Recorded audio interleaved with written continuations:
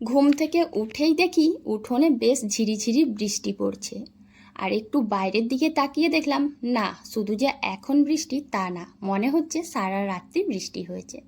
তো এই ঝিরিঝিরি বৃষ্টিতে একটুখানি অপেক্ষা করেছিলাম যে কখন বৃষ্টি থামবে। কিন্তু কি আর করার আছে, প্রকৃতির সাথে তো আর আমরা পেরে উঠতে পারি না, তাই ঝিরিঝিরি বৃষ্টির মধ্যেও আমাদের এগিয়ে যেতে হবে। বৃষ্টি, জল, ঝড়, বন্যা, রোদ যাই হোক না কেন, সময় যেমন তার গতিবেগে এগিয়ে যায়, ঠিক সেই রকম আমাদের জীবনও তার গতিবেগে এগিয়ে যাবে। তো সেই জন্য প্রথমে উঠোনে একটুখানি গোবর লেপে তারপর উঠোনটা ঝাঁট দিচ্ছিলাম। আর সঙ্গে সঙ্গে ছেলে বেরিয়ে গেছে, টিউশন আছে। আসলে কি বলে তো, এই মেঘলা আবহাওয়ার দিনে জানো তো কোনোভাবেই বোঝা যায় না সকালটা এত তাড়াতাড়ি।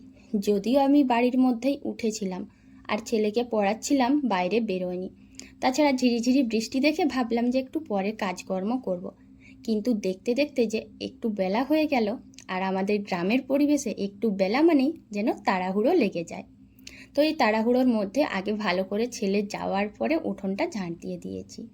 সংসারের কাজকর্ম করতে গিয়ে দেখি প্রকৃতির একই নীলা খেলা। নিমেষের মধ্যেই জল, আবার এক নিমেষের মধ্যেই রোদ। কিছুক্ষণের মধ্যেই দেখলাম আবার রোদ উঠেছে। আর রোদ ওঠা মানেই একজন গৃহিণীর কাছে যেন কাজের ধাক্কাটা আরও বেড়ে যায়। আর এই বর্ষাকালের দিনে যেই না রোদ উঠে, সেই রোদ দেখলেই বাড়ির বউরা সর্বপ্রথম এই কাজটা করে, যেদিকে যত জামা কাপড় আছে সেগুলো রোদে মিলবে। আর আমিও তার থেকে বাদ যাই না। আমিও জানো তো রোদ দেখলেই তাড়াহুড়ো করে বাসি যত জামা কাপড় কাচা ধোয়া করে মিলে দিই, আর না হলে ভেজা থাকলে সেগুলো মিলে দিই।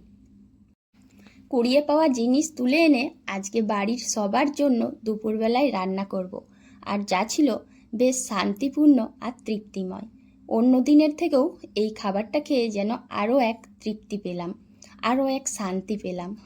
পড়ে থাকা জিনিস বা তুলে আনা জিনিসের মধ্যেও এতটা স্বাদ পাওয়া যায়, এতটা শান্তি পাওয়া যায়, সেটা কিন্তু কখনোই বোঝা যায় না।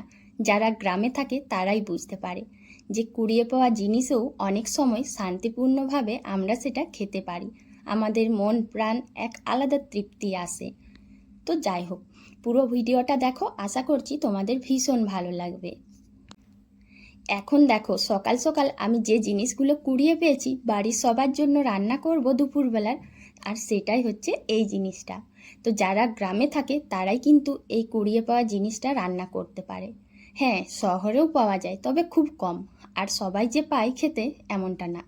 তাই এই কুড়িয়ে পাওয়া জিনিসটা খেতেও যেমন দারুণ লাগে, আর তার সাথে কিন্তু এক আলাদা রকম শান্তি থাকে, এক আলাদা তৃপ্তি পাওয়া যায়। আর যেটার জন্য কোনো খরচাও লাগে না, শুধু একটুখানি মাটির থেকে তুলে আনতে হবে। ব্যাস, এদিক ওদিক দেখতে দেখতে এই জিনিসগুলো আমি কুড়িয়ে পেয়েছি। তোমরা অনেকেই ভাববে যে এটাকে কেন কুড়িয়ে পাওয়া বলছি। যারা গ্রামে থাকো তারা কিন্তু ভালো করেই জানবে যে এগুলো কিন্তু কুড়িয়েই পাওয়া যায়। হ্যাঁ, যাদের বাগানে বা যারা হয়তো অনেক কুড়োবে তারাই বিক্রি করতে পারবে। তো যাই হোক, দেখো তোমাদের দাদাভাই কিন্তু এগুলো দেখতে পেয়েছিল আর কুড়িয়ে এনেছে। তারপর আমি গিয়েছিলাম, আমিও কিন্তু দুটো পেয়েছি। তো হঠাৎ করে এইগুলো দেখতে পেয়ে যখন আমরা কুড়িয়ে পাই না, এত আনন্দ লেগেছিল যে এগুলো কোড়ানোর ভিডিও তোমাদের সাথে শেয়ার করতে পারলাম না, কারণ সেই মুহূর্তে হাতে ফোনও ছিল না। তো দেখো, এত লম্বা লম্বা ডাঁটি ছিল, আর এগুলো একদম বেকার, এগুলো রান্না হবে না, তাই এগুলো বাদ দিয়ে দিচ্ছি। আসলে যখন তুলেছিলাম মাটির অনেকটাই নিচে থাকে, আর সেই নিচ থেকে তোলার সময়েই এইগুলো ভেঙে গিয়েছিল। আর এগুলো যেহেতু রান্নাও হবে না, তাই বাদ দিয়ে হাতে এখন দেখো একটুখানি হাতে মুঠো করে ধরে নিয়েছি। আর এখন ভাবছি যে কেমন দেখাচ্ছে, একদম ছাতার মতো, মানে যাকে বলা যায় ব্যাঙের ছাতা। অনেক জায়গায় এই ছাতু কিন্তু বিক্রি হয়, আর বেশ ভালো দামেই বিক্রি হচ্ছে। আমাদের ঝাড়গ্রামেও কিন্তু এই ছাতুগুলো অনেক বেশি দামে বিক্রি হয়। আবার আমাদের গ্রামেও যদিও বিক্রি হচ্ছে, তবে খুব কম।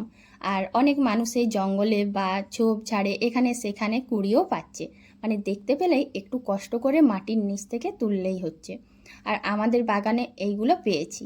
দাঁড়াও বন্ধুরা, আরও হয়তো কোনো সময় ফুটবে যখন, তখন নিশ্চয়ই তোমাদের সাথে শেয়ার করব যে মাটির নিচ থেকে কিভাবে আমি এই ছাতুগুলো পেলাম, কিভাবে এই জিনিসটা কুড়িয়ে পেলাম। তো দেখো, এই জিনিসগুলো এমনই একটা জিনিস যে এগুলোকে কোনোভাবেই কাটা বা গাছ থেকে পাড়া কিছুই করা হয় না, মাটির নিচ থেকে কুড়িয়ে আনতে হয়। আর এই কোড়ানোর আনন্দটা না সেই ছোটোবেলার মতন। ছোটোবেলায় যখন আমরা খেলাধুলো করি, কিছু জিনিস কুড়িয়ে পাই, কি আনন্দ লাগে, ঠিক সেই রকম জানো তো, যখনই আমরা ছাতুগুলো দেখতে পাই ভীষণ আনন্দ লাগে। অনেকক্ষণ বকবক করতে করতে আমার প্রিয় বন্ধুদের এটাই বলা হলো না, যে বা যারা আমার ভিডিওটা দেখছো, আশা করছি ভালো আছো, আগামী দিনেও ভালো থেকো, সুস্থ থেকো। আর আমি তো ভীষণ ভালো আছি। তো দেখো কতগুলো ছাতু কুড়িয়েছি, আর সেই আনন্দে যেন আর একটু বেশিই ভালো আছি।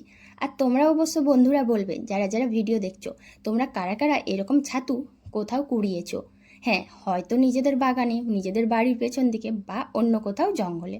আমি কিন্তু আমার বাগানে অনেকবারই কুড়িয়ে পেয়েছি। আর এটার আনন্দটা কেমন লাগে তোমরা অবশ্যই জানাতে ভুলবে না। কারা কারা এই ছাতু চেনো বলো তো? যাই হোক, আমি বলে দিই, আমাদের এদিকে কিন্তু এই ছাতুগুলোকে কারান ছাতু বা পরব ছাতু বলে। আর অনেকেই কিন্তু এই ছাতুগুলোর নামও জানে না, খেতেও জানে না। তবে বলতে পারি, এই ছাতু জানো তো মাংসর চেয়েও আরও বেশি ভালো হয়। মানে বলা হয় না যে মাংসকেও হার মানাবে, ঠিক সেই রকম। আমরা মাংসর ঝোল বা মাংস রান্না করে যতটা শান্তিপূর্ণভাবে খাই, যতটা ভালো লাগে, তার থেকেও অনেক সুন্দর লাগে। তো দেখো, ছাতুগুলো যেহেতু সকাল সকাল কুড়িয়েছি, আর ছাতুতে জানো তো একটু দেরি হয়ে গেলে ছোট ছোট ব্যাকটেরিয়া জন্মায়, তাই তাড়াতাড়ি ছাতুগুলোকে কেটে একটু নুন হলুদ দিয়ে ভিজিয়ে দিয়েছি। আর তারপর চলে এসেছি আমার কলপাড়ে, কারণ কিছু কাজ এখনও বাকি আছে। জিনিসকে কুড়িয়ে পেয়েছি, সেটার আনন্দ একটু আলাদা, আর সেই আনন্দে সংসারের টুকটাক কাজও বাকি রয়ে গেছিলো। তো সব কাজ করতে গিয়ে দেখলাম না, এইখানটায় একটুখানি জল ঝিটিয়ে ঝাড় দিই। আর বর্ষাকালের দিনে জানো তো এই জায়গাটা একটু স্লিপ করে, তাই ভালো করে ঝাড় দিলাম। আর দুদিন আগেই জানো তো ব্লিচিং দিয়েছিলাম, তারপরও কেন জানি না এই জায়গাটা এত পিছল হয়ে যাচ্ছে। তো স্নান টান করে চলে এসেছি রান্নাঘরে। আর আজকে যেন রান্নাঘরে আসার উৎসাহটা একটু বেশি। তবে কি বলো তো, এই যখন ছাতুগুলো ভাজছি তখন মনটা একটু শুকনো হয়ে গেল, কারণ অতগুলো ছাতু, আর তোমরাই দেখো নিজেদের চোখে কতটুকু হয়েছে। এই ছাতুর এটাই একটা দোষ, যে অনেকটা ছাতু করলেও ভাজার পরে দেখা যায় এইটুকুনি হয়ে গেছে। আর যারা কিনে খাবে তাদের জন্য তো যেন একটা দুঃখের বিষয়। এই ছাতুটা অনেকটা দাম দিয়ে কেনার পর যদি এইটুকুনি বেরোয়, কতটা খারাপ লাগে। তো যাই হোক, একটু হলেও এই জিনিসটার স্বাদটা অনেকটাই ভালো। আর অনেক বেশি জিনিসের থেকে একটুখানি জিনিস তৃপ্তি করে খাওয়ার আনন্দই আলাদা। তারপরে আবার কুড়িয়ে পাওয়া খাবার। তো কুড়িয়ে পাওয়া জিনিসটা আজকে দুপুরবেলায় সবার জন্য ভালো করে রান্না করলাম। আর রান্না করার পর দেখেই তো যেন জিভে জল আসছে। তো প্রিয় বন্ধুরা, কারা কারা এই জিনিসটা খেতে পছন্দ করো আর কারা কুড়িয়ে পেয়েছো, অবশ্যই কিন্তু জানিও।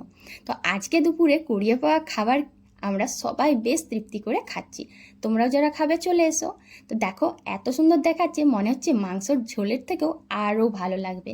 আর জানো তো বন্ধুরা, খেয়ে করে দেখলাম ভীষণ সুন্দর হয়েছে, যেন এইখানে মাংসর ঝোল হার মেনে গেল।